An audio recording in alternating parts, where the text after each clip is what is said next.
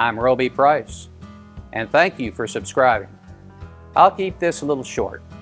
Basically, what I want to do is recreate a TV show podcast environment, put a little production quality on it.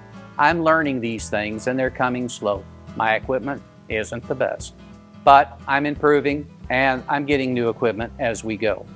The equipment in the shop is all mine. If you see it, I bought it. I don't have any sponsors right now and don't know if I want them.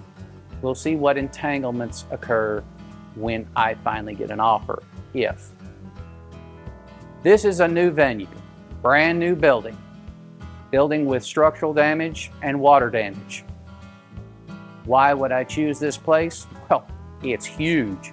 And cinder blocks don't care quite as much about water damage, as some other things do. So the bones are impeccable. We've also got a house up on the hill, and that house is running 80 years old, and actually 90, and needs a little help itself.